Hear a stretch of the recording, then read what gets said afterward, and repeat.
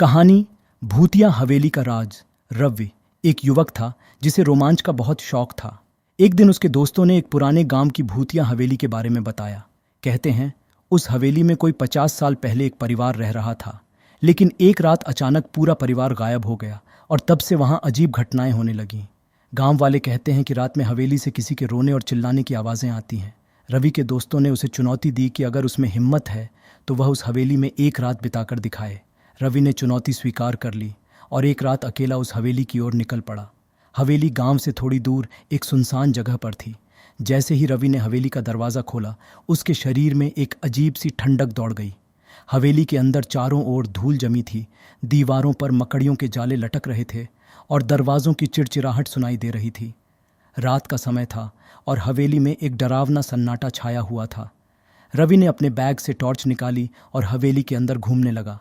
जैसे ही वह ऊपर की मंजिल पर पहुंचा, उसने महसूस किया कि कोई उसके पीछे चल रहा है। वह मुड़कर देखने लगा, लेकिन वहां कोई नहीं था। उसे लगा कि यह उसका वहम है, लेकिन तभी एक दरवाज़ा खुद ब खुद बंद हो गया।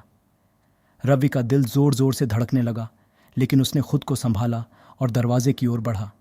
जैसे ही उसने दरवाज़ा खोला, उसे सामने एक धुंधली आकृति दिखाई दी।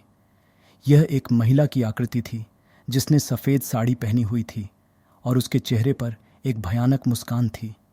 उसकी आंखें काली और गहरी थीं, जैसे उनमें एक अंधेरा छिपा हो। रवि की टॉर्च अचानक बंद हो गई और चारों ओर अंधेरा छा गया। अचानक उस महिला की आवाज़ गूंजने लगी, तुम यहाँ क्यों आए हो? ये जगह तुम्हारे लिए नहीं है। जाओ, वरना तुम्हारी भी वही हालत होगी जो उस परिवार की हुई थी। रवि के पैर मानो जड़ हो गए थे। उसकी आवाज़ भी गले में अटक गई थी। तभी हवेली के कोने से एक बच्चे की हंसी की आवाज़ आई। वह महिला अचानक गायब हो गई, लेकिन अब रवि ने देखा कि एक छोटा बच्चा उसकी ओर इशारा कर रहा है।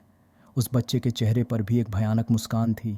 अचानक वह बच्चा रवि के पास आकर ज़ोर से चीख पड़ा।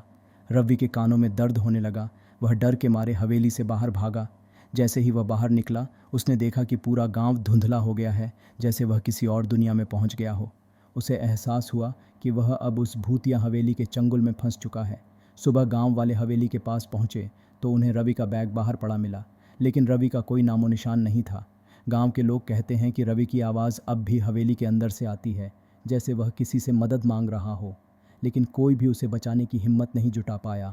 और अब उस भूतिया हवेली में हर रात रवि की चीखें और उस बच्चे की हंसी गूंजती हैं। कहते हैं जो भी उस हवेली में जाता है वह फिर कभी वापस नहीं आता।